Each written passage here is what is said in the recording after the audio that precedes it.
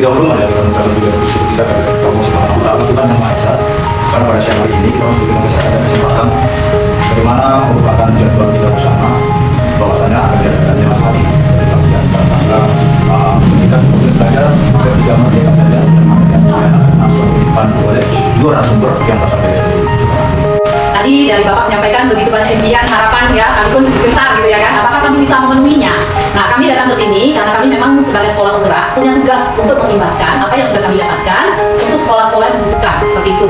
Dan kita sama-sama belajar ya, Bapak Ibu sekalian ya, kita sama-sama belajar, bukan berarti kami itu lebih daripada Bapak Ibu. Mungkin saja juga rekan-rekan guru yang dari tempat ini juga sudah banyak membuka sendiri belajar. Ya, apalagi sekarang untuk di YouTube itu berlimpah sekali informasi, ya kita bisa belajar apa saja dari situ. Lalu ditambah lagi juga ada PMM ya yang disediakan pemerintah. Nah, itu juga kita bisa belajar dari situ.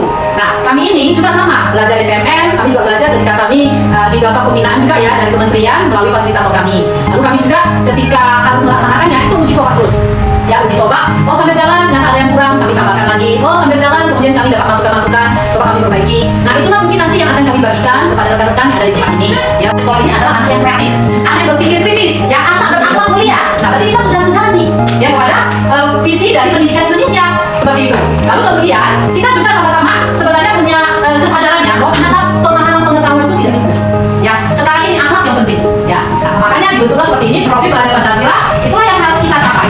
Ya, nah, kemudian kita lanjutkan dengan mengarahkan dan selalu memantau kita saat melakukan P5. Nah, yang kedua kita pilih koordinator P5. Siapa koordinator utama lah yang mengatur P5 tersebut? Jadi ada satu orang yang kita pilih untuk sebagai penanggung jawab utama dari P5 tersebut. Lalu di bawahnya ada koordinator tiap fase. Nah, di fase A kan itu dia ada fase 1 dan 2. Fase B kita 3 4, fase C 5 dan 6. Nah, jadi di situ orang Bapak Ibu bukan dulu kita melakukan namanya diskusi dulu. Nah, kepala sekolah, antara PKS, antara guru, siapa koordinator utama tadi? Yang pertama kali, yang penanggung jawabnya dibawa langsung dari kepala sekolah. Lalu tiap fase juga kita pilih satu koordinatornya. Seenggaknya kita memilih satu untuk menggerakkan tiap fase. Karena kalau satu orang menggerakkan semua fase kan terkadang sulit. Jadi kita ambil kelompok kecilnya. Jadi fase A kita ambil satu tim koordinatornya, fase B juga satu orang, fase C juga satu orang. Nah, setelah kita tentukan koordinator, kita buat peran dan tanggung jawabnya. Nah, di sini karena kami juga sudah melakukan menyusun awal dari tim fasilitator ini, Bapak Ibu bisa ambil dari yang sudah saya kirim itu untuk peran dan tanggung jawab yang fasilitator. Yang ini bisa langsung copy aja. Lalu yang selanjutnya, nah ini tadi yang saya bilang ada tahap awal, tahap berkembang, tahap lanjutan untuk mengidentifikasi kita di tahap mana sekolah kita dalam menyusun P5 tersebut. Kalau di tahap awal berarti kita mau melakukan adaptasi modul. Kita ambil modul orang lain.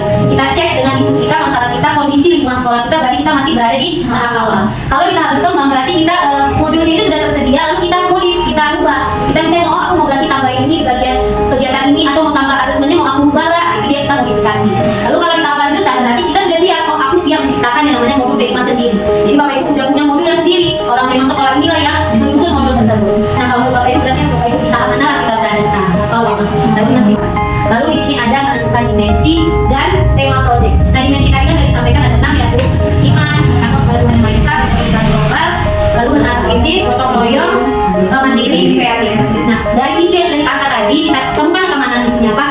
Kita tentukan dimensi apa yang mau kita tuju, yang mau dituju anak itu sampai itu apa dimensi yang mau kita ciptakan dari isu masalah itu. Kita mau anak sampai di dimensi mana? Jadi nggak semua dimensi kita masukkan di P5 itu, tapi kita sesuaikan mau dimensi kreatifnya kah, atau di bergotong royongnya, mandirinya, pendidikan globalnya. Seperti kami kan kearifan lokal tentang budaya, berarti pasti masuk ke dimensi berkebinekaan global. Lalu dari mereka mencari masalah, menemukan masalah, menyelesaikan masalah, berarti dia juga ada bernalar kritisnya juga dipancingkan Bu. Lalu kreatifnya di mana yang kami lihat? Dari dia menciptakan sebuah aksi nyata untuk menunjukkan orang. Oh ini tadi budaya ini kami perkenalkan supaya tidak mudah. Nah, jadi kami ambil 3 dimensi itu.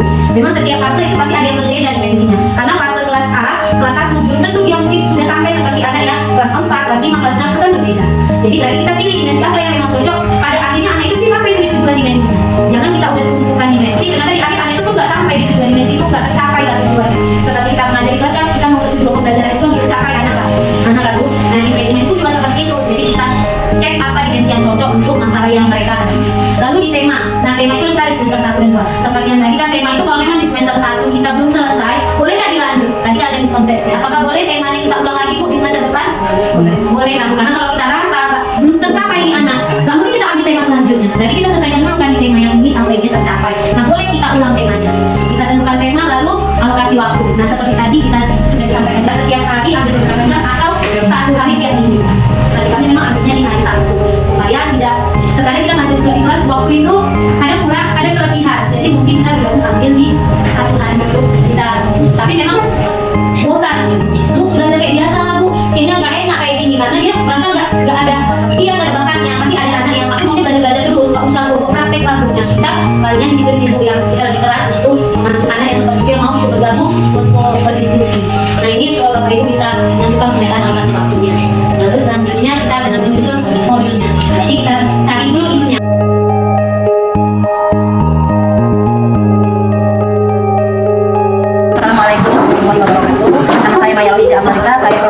SD Budi Uswara Hasanah, yang mana saat ini kami sedang melaksanakan pelaksanaan pengimbasan sekolah Undra angkatan ketiga yang bertemakan proyek penguatan profil Pancasila dari SD Sultan Agung Pematang Siantar. Dengan adanya pelaksanaan pengimbasan ini, kami dan saya perwakilan sangat mendapatkan ilmu dan pengetahuan yang tadinya tidak kami pahami tentang apa itu P5. Jadi semenjak adanya pengimbasan dari SD Sultan Agung, kami memahaminya, dan ilmu baru yang saya pribadi dapatkan yaitu tentang adanya kuisis, bagaimana cara pemakaian kuisis yang alternatif, dan mungkin itu saja yang dapat saya sampaikan. Kalau lebihnya saya mohon maaf. Assalamualaikum warahmatullahi wabarakatuh.